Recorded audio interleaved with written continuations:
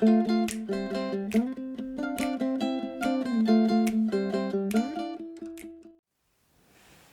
pense que je l'ai réalisé quand même assez rapidement. Je pense qu'au début, et c'est sûr que les symptômes vont être un peu les mêmes, un peu comme si la détresse maternelle ou la dépression postpartum, ça commençait en fait par un baby blues. Ce qui m'a pisté sur le fait que c'était pas juste ça, c'était le temps qui passait et le fait que je me sentais non seulement pas mieux, mais je me sentais de plus en plus mal. J'avais lu aussi un petit peu sur le baby blues avant d'accoucher, donc je savais que si au-delà de 2-3 semaines, une fois que les ajustements aux changements physiologiques, biologiques sont faits, que tu continues à pas être dans un état de bien-être particulier, là, c'est là qu'il faut commencer à s'alarmer. Et donc, moi, c'est ça, en fait, ça a été comme plutôt une sorte de longue descente aux enfers, là, jusqu'à climaxer, je dirais, au 3e, 4e mois de mon enfant. Et donc là j'avais la certitude que c'était plus du baby blues parce que ça faisait vraiment très longtemps que je me sentais très mal. Et je me sentais de plus en plus mal. Donc les symptômes qui se sont développés au début se sont intensifiés. Et j'avais des nouveaux symptômes qui continuaient de se rajouter. Par exemple, au début, j'étais très triste. La tristesse, elle est restée, mais avec le temps, l'anxiété s'est rajoutée. Et l'anxiété, elle finissait jamais de se développer et de devenir envahissante.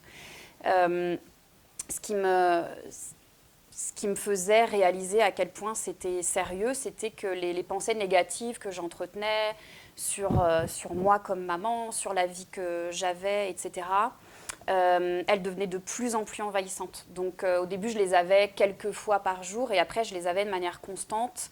Et même quand j'essayais de dormir, même quand j'essayais de manger.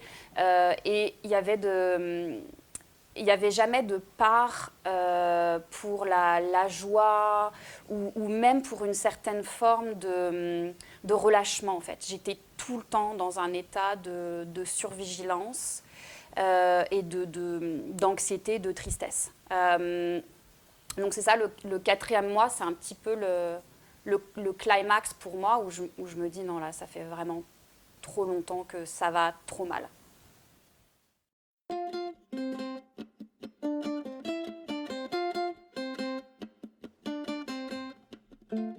Ce qui était particulièrement dur, c'était les sentiments de honte et de culpabilité qui étaient associés en fait. C'était de réaliser que non seulement je me sentais mal, je détestais être maman, même si j'aimais profondément mon bébé. Et je me torturais énormément avec la culpabilité que ça entraînait pour moi. Je me disais, bah, non seulement moi, j'aime pas du tout ce qui est en train de se passer, mais je cause du tort à mon enfant. Son père n'a pas l'expérience de la paternité qu'il mériterait d'avoir. Mon entourage s'inquiète pour moi. Cette culpabilité-là, rampante, c'était le plus dur. Et la culpabilité, ça vient très souvent avec la honte. Elle marche un peu ensemble. Et pour moi, c'était pareil. C'était cette honte de ne pas ressentir le bonheur auquel je m'attendais et un peu le bonheur dont on parle toujours, là, qu'on nous promet un peu cette euphorie, ce meilleur... c'est les meilleurs moments de ta vie, là.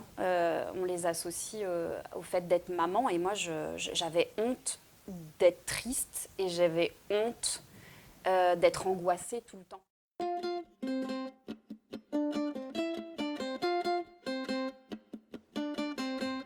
Je pense que ça change pour toutes les familles, ça va être différent, mais dans mon cercle à moi et dans ma famille à moi,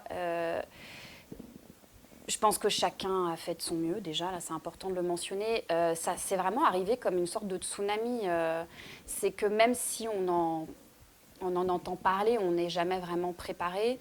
Je pense à mon ex-conjoint qui est le père de mon enfant. Je pense qu'il a fait de son mieux avec les circonstances et avec ce qui se passait à ce moment-là pour être en soutien, mais je pense qu'il y a beaucoup d'incompréhension de la part des gens de manière générale sur ce que c'est la dépression maternelle. Donc je pense qu'il y a quand même l'envie, le désir, quelque chose lors de l'injonction, lui et d'autres personnes avaient besoin que je sois heureuse dans ma maternité et que ça se passe bien. Donc en fait, moi, je ressentais aussi les attentes de mon entourage à ce que j'aille mieux. Donc je sentais leur inquiétude mais surtout leur impuissance. Et je ne savais pas comment les aider à m'aider. Donc il y a un peu aussi toute cette partie-là, c'est que quand tu es toi-même en détresse, des fois tu ne sais pas de quoi tu aurais besoin pour aller mieux. Donc là, les gens sont un peu en mode... ils attendent que tu leur donnes les moyens de t'aider, mais en fait, toi-même, tu ne sais pas ce qui te ferait du bien, ce qui t'aiderait à passer à travers ça. Et eux-mêmes sont affectés parce que ils s'inquiètent pour toi, ils s'inquiètent pour l'enfant, ils vivent une forme, je pense, d'épuisement aussi, là, d'être au contact de cette tristesse, de cette anxiété constante. Je pense que il faut surtout pas minimiser les impacts que ça peut avoir sur l'entourage. Par contre, ce qui est difficile, c'est qu'il ne faut pas que ça soit non plus une occasion pour la maman de retourner ça contre elle. Donc en plus, je suis en train de causer du tort à mon partenaire ou ma partenaire. Mon Dieu, je suis vraiment une personne horrible. Je pense que c'est vraiment très dur pour tout le monde, mais il faut replacer le fait que c'est pour la maman que ça reste le plus difficile. Et donc, elle va avoir besoin de ce soutien-là, quoi qu'il en soit. Et je pense qu'on en reparlera un peu après, mais dans le soutien qu'on apporte à la maman, il faut aussi trouver une façon de prendre soin de soi, parce que ça va être nécessaire. C'est long, c'est des trajectoires qui sont longues. J'ai reçu du soutien, mais je pense qu'il y a beaucoup de malentendus, beaucoup d'incompréhension sur la dépression maternelle et beaucoup d'attentes sur les personnes affectées pour qu'enfin on arrive à cette situation de bonheur que tout le monde veut en fait.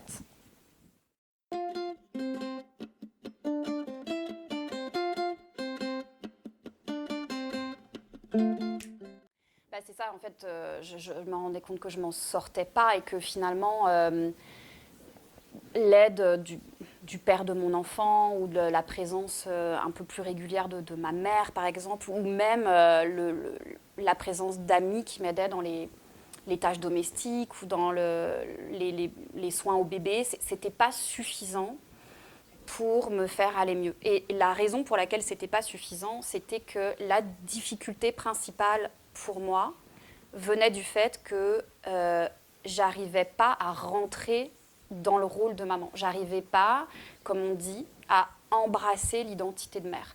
Donc c'est sûr que ça m'aidait d'avoir du soutien pragmatique.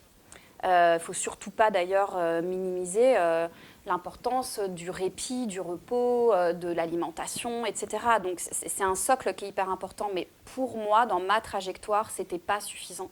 C'était beaucoup plus profond que ça, parce que c'était identitaire. Je m'étais trompée. Je n'étais pas faite pour être une maman. Et donc, comme j'avais finalement commis la plus grande erreur de ma vie, il fallait que je trouve une solution à ça. Donc quand j'ai senti que d'une part je n'allais pas mieux, mais qu'en plus j'entrevoyais de plus en plus comme issue le fait de mettre fin à mes jours, parce que je voyais vraiment objectivement pas de solution. Ça va être ça ta vie là, c'est tous les jours de réaliser à quel point t'es pas faite pour la plus grande mission qui t'ait jamais été confiée. Et quand j'ai commencé quand j'ai réalisé qu'en fait, mon idéation suicidaire prenait de plus en plus de place, c'est là que je me suis dit, non, il y a personne qui est assez outillé, équipé autour de moi pour m'aider à sortir de ce truc-là. Ça va prendre de l'aide en thérapie pour moi, c'est la forme que ça a pris, et de l'intervention pour que les choses se replacent peu à peu et revenir à une certaine forme d'équilibre.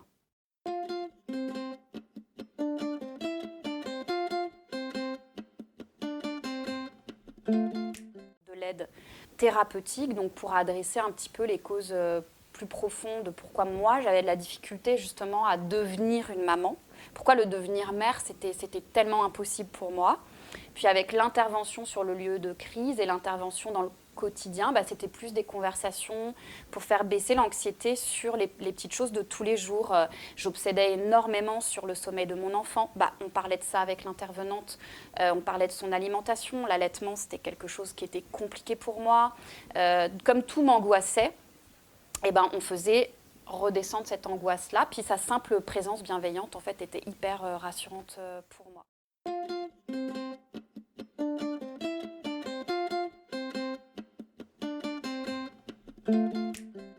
Je pense que les premières manifestations d'amélioration pour moi, ça va beaucoup varier aussi d'une personne à l'autre, mais c'était que je ressentais enfin certains moments où j'étais dans le relâchement. J'étais plus tout le temps stressée, tendue dans cette vigilance-là.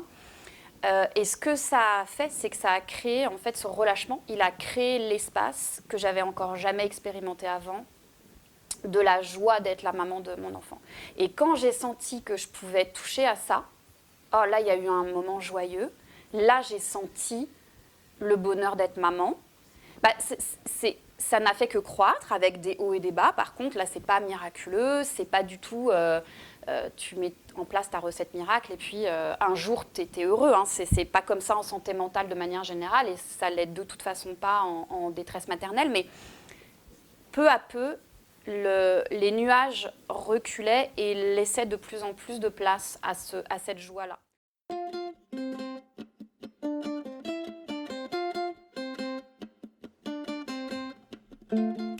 Aujourd'hui, j'ai encore des moments qui sont très difficiles dans ma maternité, mais qui sont plus, je pense, de l'ordre des difficultés normales qu'on expérimente toutes face à ce qu'on considère nos échecs, nos tentatives.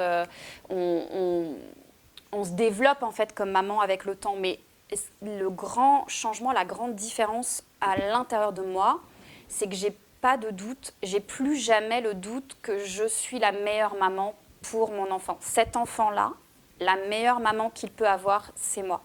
Et juste cette pensée-là, avec mes imperfections, avec mes doutes, avec mes errances, avec mes erreurs, mais quand tu avances avec cette conviction-là, déjà tu admets aussi tes imperfections et tes erreurs, et tu t'admets que tu peux travailler dessus, mais tu comprends ta place dans cette constellation-là. Et pourquoi ce lien, finalement, qui avait un côté écrasant pour moi au début, de me dire, mon Dieu, je suis la maman de quelqu'un, là, comment je vais gérer cette responsabilité, c'est ce lien-là qui me porte maintenant et qui me donne de la force.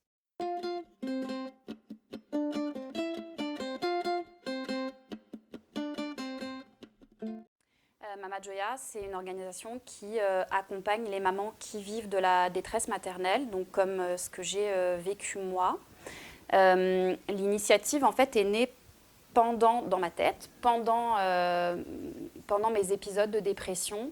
Comme je le disais, j'ai eu un accompagnement professionnel qui était extraordinaire et qui a clairement fait toute la différence dans mon parcours.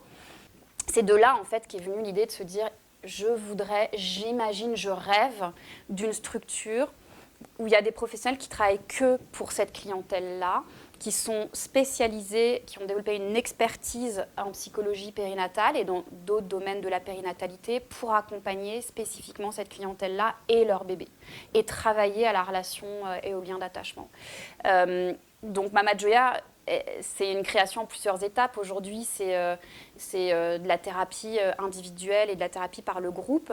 Mais l'idée qu'on a aussi, la vision que je co-développe d'ailleurs avec Pia, qui est ma collègue et la directrice clinique de l'organisation, c'est d'un jour aller jusqu'à proposer un hébergement mère-enfant, en fait, pour pouvoir accompagner au mieux. On est persuadé qu'il faut une ressource dédiée qui inclut en fait la possibilité de sortir de chez soi avec son bébé pour recevoir le meilleur accompagnement possible. Et on veut aussi développer tout le pan à domicile pour justement contrer les difficultés d'accès en fait aux soins ou à la prise en charge.